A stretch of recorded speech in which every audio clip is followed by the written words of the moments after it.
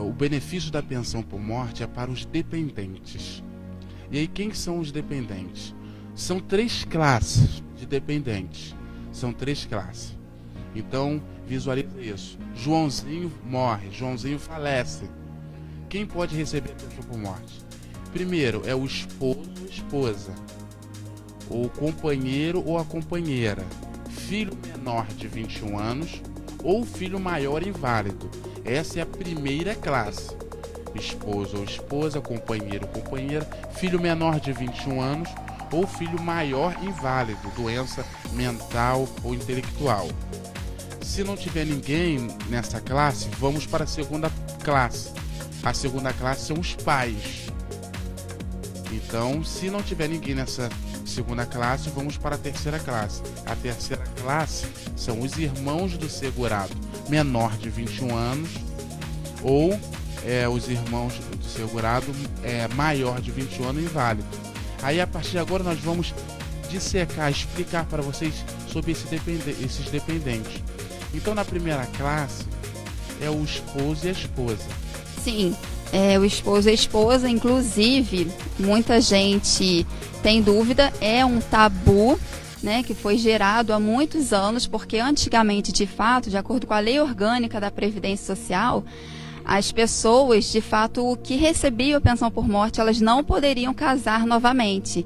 E hoje em dia já não é mais assim. Então ficou esse tabu na sociedade e muitas pessoas não sabem disso.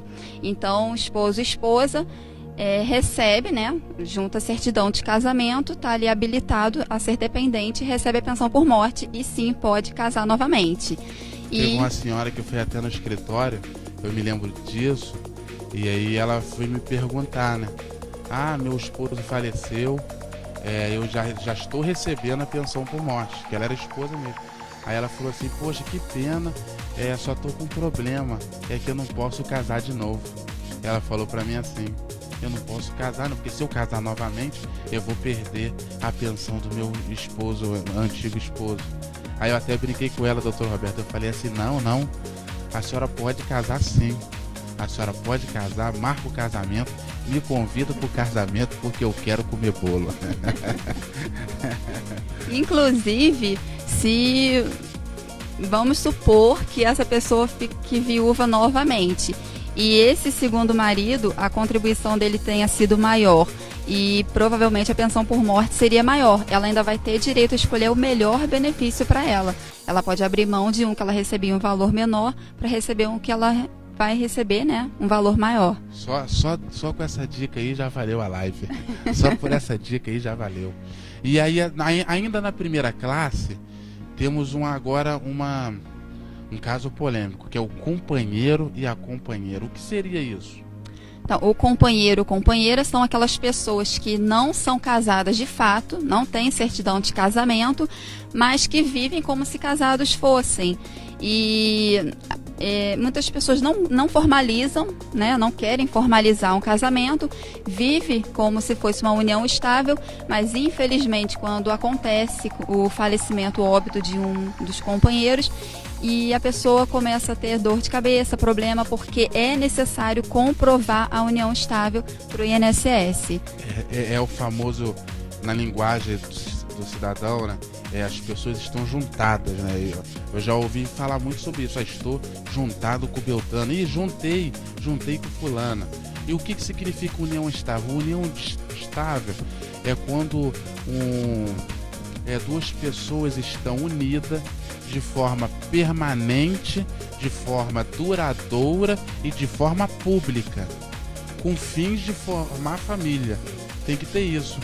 Elas têm que estar unidas de forma permanente, duradoura, pública. As pessoas têm que conhecer aquelas duas pessoas como um casal, né?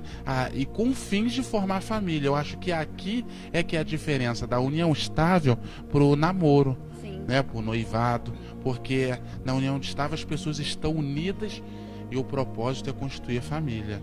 Exatamente, inclusive em pleno século XXI, muita gente ainda tem dúvida, mas a lei garante que, inclusive, tem direitos companheiros de relacionamento homoafetivo. Isso foi um grande tabu. Como que seria essa questão. João está unido com José, e aí José morre, o João teria direito? Exatamente, comprovando que vivia em união estável, como se casados fossem. O INSS pede pelo menos 3 provas materiais, documentais, né? Tem um rol que eles dão várias opções, mas aquele rol ele não é limitante. Qualquer documento que prove, tais como o comprovante da mesma residência, vamos supor que a conta de luz está em nome de um e a conta de água está em nome de outro. Já é uma prova muito boa para mostrar que eles viviam na mesma casa. Conta bancária conjunta, fotos ajuda bastante, né? No conjunto probatório, as fotos ajudam bastante. Enfim, existe um rol de exemplo, compras de casa, compras de carro, exatamente. Procuração dada para um advogado ou uma pessoa resolver problema. E isso é muito importante, porque eu já conheci, uma vez uma senhora me procurou e ela falou: poxa, eu queria receber a pensão do meu esposo, mas eu não vou ter direito. Aí eu perguntei para ela assim: mas por que a senhora não vai ter direito? Ela: eu não era casada no papel, então eu não vou ter direito. Aí eu expliquei para ela: não, a senhora tem o direito sim, a senhora demonstrando a união estável, a senhora vai ter direito à pensão por morte. E aí ela ficou toda feliz, porque ela viu que ela teria esse direito.